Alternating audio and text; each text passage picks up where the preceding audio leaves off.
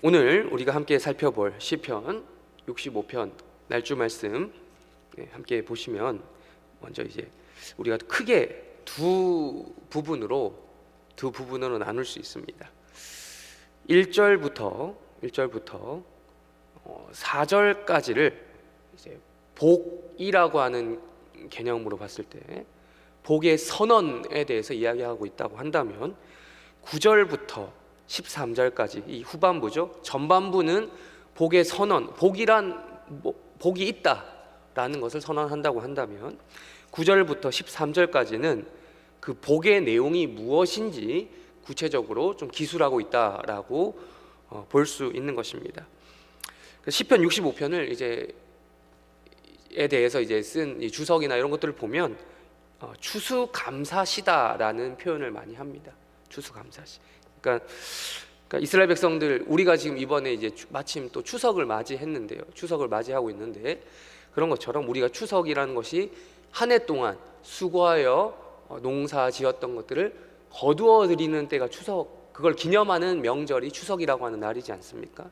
그런 것처럼 이스라엘 백성들에게도 추수하는 날이 있는데 그것을 감사드리는 날, 이스라엘판 추수감사절, 추석이 바로 에 대한 이 기록이 혹은 이것에 대한 노래가 바로 시편 65편에 기록되어 있다라고 할 수 있는 것이죠. 그래서 이 복의 내용에 대해서 제가 먼저 11절을 읽었었는데요.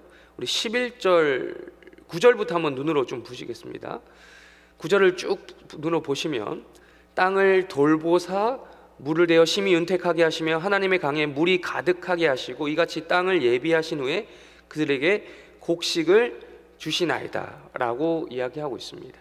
그러니까 이것을 통해서 9절부터 눈으로 쭉 보시면 이게 지금 이스라엘이라고 하는 나라의 추석을 이야기하고 있구나라는 것을 자연스레 아실 수 있는 거죠. 이렇게 지금 이런 것들을 하나님께서 곡식을 허락하셨기 때문에 이들이 지금 윤택하고 풍성하게 이러한 복들을 누릴 수 있게 되었구나에 대한 구체적인 이미지, 그림을 그려주고 있다라는 것이죠. 물이 풍성해, 당연히 하나님께서 하늘로부터, 우리 구약 율법 기억하시죠? 구약 율법을 보시면 하나님께서 이스라엘 백성들에게 복을 주는, 가나안 땅에서 살아갈 때 그 복을 주는 통로가 뭐냐면 비를 주시겠다는 약속이거든요. 그래서 하나님께서 이 비를 주시겠다는 약속을 실현하셨다는 것 자체가 이스라엘에게는 복인 거예요. 복인 거예요. 복의 근원이 바로 이 비를 내려주시는 하나님의 은혜인 거죠. 그래서 이스라엘 백성들이 우상 숭배할 때 하나님께서 하늘 문을 닫잖아요. 그러니까 하늘 문을 닫는다고 했을 때 우리가 요즘 시대에 하늘 문을 여시고 닫지 마시고 이런 표현을 하는데 그게 원래는 문자적으로 보면 비를 내려주신다라는 거죠. 비를 내려주시는 그런 은혜에 대해서 이야기하는 것인데, 이 9절에 보시면 물을 대어 심히 윤택하게 하신다는 자체가, 강에 물이 가득한다는 자체가 하나님께서 이들에게 비를 흠뻑 뿌려주셨다, 한 해 동안 이렇게 주셨다라는 것에 대해서, 그래서 그 결과물로 곡식이 주어졌다라는 것을 지금 노래하고 있다라는 것이죠. 10절에 이어지죠. 똑같이 주께서 밭고랑에 물을 넉넉히 대사 이 랑을 평평하게 하시며 또 담비로 부드럽게 하시고 그 싹에 복을 주신다라는 말까지 이어지는 것이죠. 그래서 11절, 우리가 아까 시작하면서 읽었던 11절에서 이렇게 이야기하고 있습니다.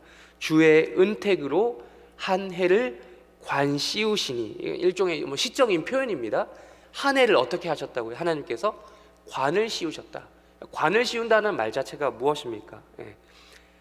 이 영광스러운 날이에요. 여러분, 우리가 관을 쓴다는 자체가 면류관 혹은 왕관, 이런 관을 쓴다는 자체가 어떤 영광스러운 것을 표현하는 것이죠. 지난 한 해를 돌아봤을 때, 한 해의 농사를 돌아봤을 때 하나님께서 그 은혜로 관을 씌우셨다, 영광스럽게 하셨다는, 그만큼 이들의 소출이 풍성했다라는 것을 고백하고 있는 것입니다.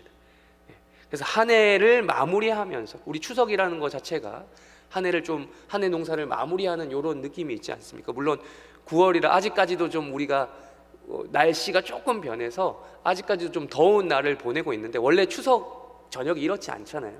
원래 좀 시원한 바람이 들고 가을이 불고 이제 좀 쌀쌀해지네 라는 느낌이 있는 것이 추석인데, 그래서 한 해를 마무리해가는 이 시점에 있어서 하나님께서 이 한 해를 이렇게 또 마무리하게 하시는구나 라는 것들을 이제 알 수 있는 시절이 바로 추수라는 것입니다.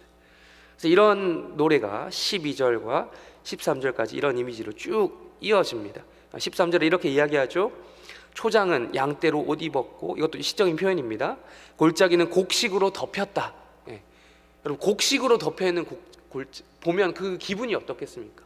여러분, 요즘에도 시골길을 가다 보면 뭐 차를 타고 가거나, 예, 뭐 어떤 기차를 타고 가거나, 어쨌든 어떤 교통수단을 쭉 달리다 보면 논밭을 지나갈 때가 있죠.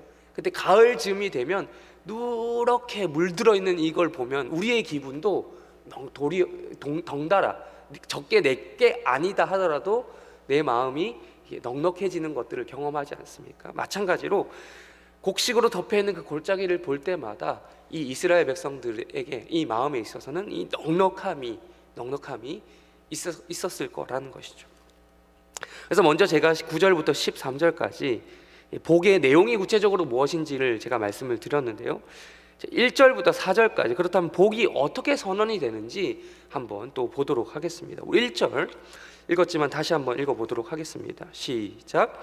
하나님이여, 찬송이 시온에서 주를 기다리오며 사람이 서원을 주께 이행하리이다. 아멘.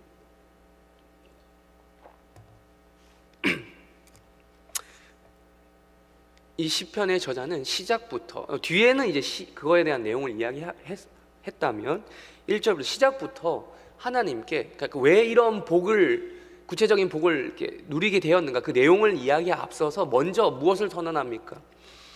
하나님께 찬송하겠다라는 거예요. 찬송. 하나님이여, 하나님을 외친 다음에 찬송하겠다라고 이야기를 하고 있는데, 여기 좀 독특한 표현이 있습니다. 시온에서 주를 기다린다. 여러분, 여기서 말하는 시온은 우리가 4절에서도 이야기하겠지만, 또 2절에서도 이야기하겠지만, 이 시온이라는 곳 아주 구체적인 장소를 이야기합니다. 어디입니까? 4절에서 이야기하고 있죠. 성전입니다. 성전. 시온이라는 것 자체가 하나님의 성전, 예루살렘 성전이 있던 그 장소를 특별히 또 다른 표현으로 시온이라고 하잖아요.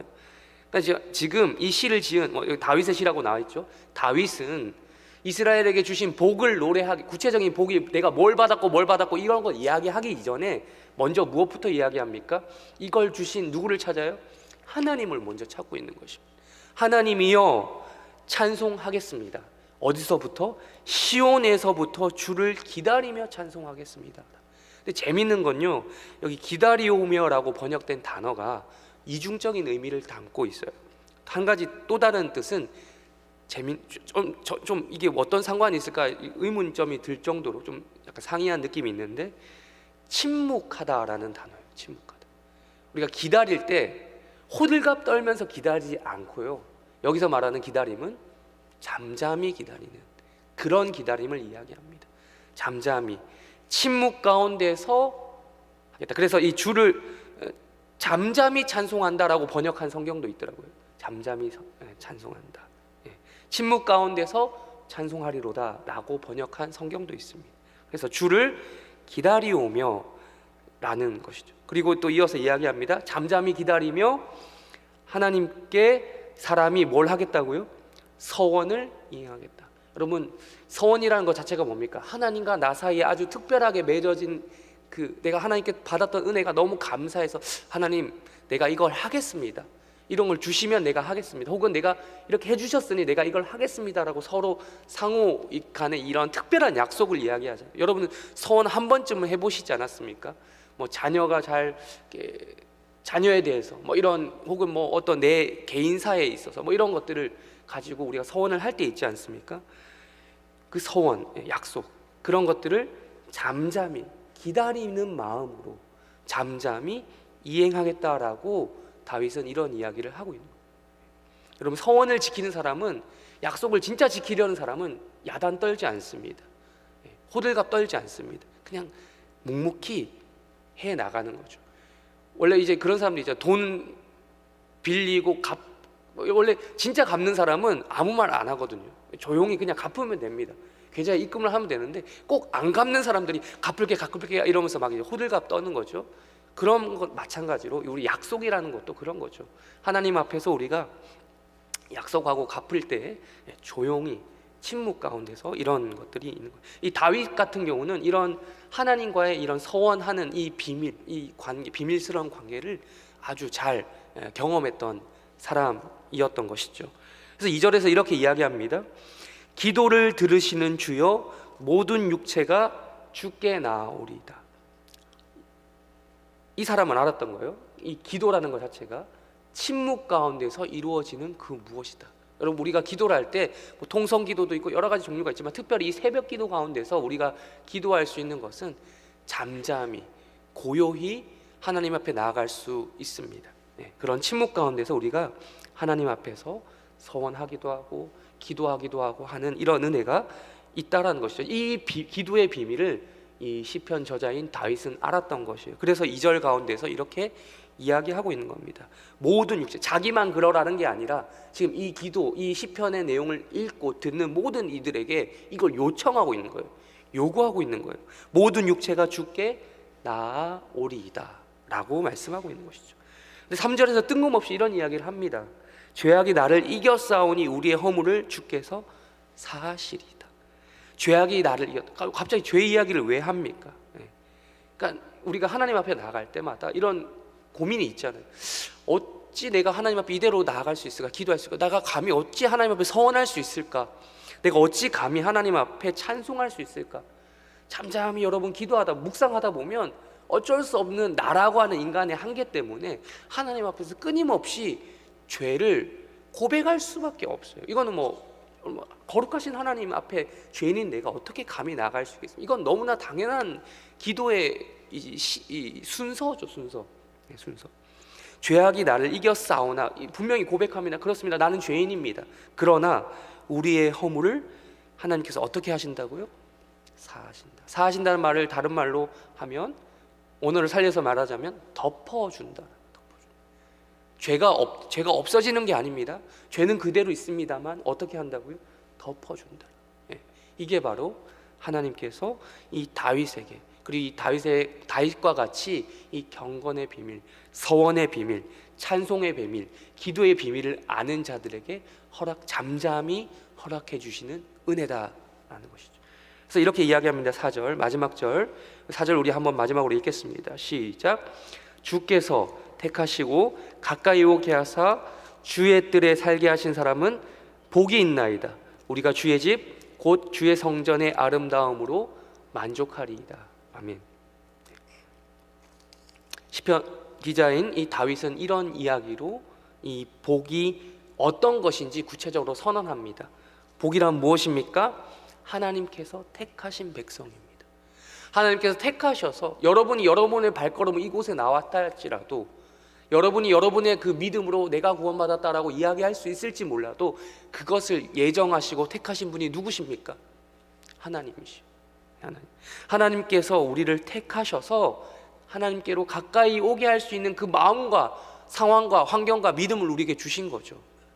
그래서 가까이 오게 하사 주의 뜰에 살게 하신, 주의 뜰이라는 말 자체가 지금 여기서 무엇을 4절에서 똑같이 한 번 더 이야기하죠. 그게 무엇을 이야기합니까? 성전입니다. 성전 뜰 안으로 들어가야 되잖아요. 뜰 안으로 주의 뜰에 살게 하신 사람, 그렇게 하나님과 가까이 할 수 있는, 하나님 앞에 찬송할 수 있고 하나님을 잠잠히 기다릴 수 있고 하나님께 서원을 약속하고 또 행할 수 있고 또 하나님께 기도할 수 있는 이 복, 그거 자체가 하나님과 교제할 수 있다는 것인데, 그것이 무엇이라고 이야기한다고요? 복이라는 거죠. 하나님의 성전에서 이런 복을 누릴 수 있는 저와 여러분이 되기를 주님의 이름으로 축원합니다. 그래서 주의 이것이 있는 자들에게 뭐가 있다고요? 마지막에 이렇게 얘기하죠. 주의 성전에 그 아름다움으로 내가 뭘 할 수 있다고요? 만족할 수 있다라고 이야기를 하고 있습니다. 오늘 이 말씀을 우리의 기도에 적용해 보기를 원합니다. 첫 번째, 침묵 가운데서 잠잠히 하나님을 찬양하시는 하루 되기를 주님의 이름으로 축원합니다. 두 번째, 침묵 가운데 서원, 눈에 서원이라는 것 자체가 사실 대놓고 막 이렇게 호들갑 떠는 게 아니잖아요. 하나님과 나 사이에 특별한 비밀 같은 것인데 그런 것들을 잠잠히 이행하시는 하루가 되시길 바랍니다. 특별히 오늘부터 이제 어제부터 이미 시작이 됐죠. 추석, 명절, 연휴 기간인데 이런 기간 동안 마치 내가 다른 이에게, 만나는 모든 이들에게, 친지 가족들에게 죽게 하듯이 이런 서원을 이행하시는 그런 복된 하루가 되시기를 주님의 이름으로 축원합니다. 또한 이것을 위해서 오늘 이 시간 이 자리에 기도하러 나오셨을 텐데, 또 여러분들 이제 친척들, 가족들 만나면 여러모로 즐거운 것도 있지만 스트레스가 될 것도 많이 있습니다. 그래서 우리가 이것을 놓고 또 우리가 기도하시기를 바라며, 또 특별히 오늘 우리가 하나님으로 뭐 다른 사람들을 또 많이 보게 되잖아요. 오랜만에 보게 되는 많은 사람들보다는 하나님으로 만족하시는 하루가 되기를 주님의 이름으로 축원합니다. 그러므로 말미암아 우리가 9절부터 13절까지 이야기하는 그 복을 또한 감사하시는, 하나님께 감사하시는 하루가 되기를 간절히 바라며 설교를 마칩니다. 우리 주기도문으로 예배를 마친 후 각자 개인 기도 제목 가지고 기도하시다가 때가 되면 돌아가시기 바랍니다. 기도하시겠습니다. 하늘에 계신 우리 아버지여, 이름이 거룩히 여김을 받으시오며 나라의 마옵시며 뜻이 하늘에서 이루어진 것 같이 땅에서도 이루어지이다. 오늘날 우리에게 일용할 양식을 주옵시고 우리가 우리에게 죄 지은 자를 사하여 준 것 같이 우리 죄를 사하여 주옵시고 우리를 시험에 들게 하지 마옵시고 다만 악에서 구하옵소서. 대개 나라와 권세와 영광이 아버지께 영원히 있사옵나이다. 아멘.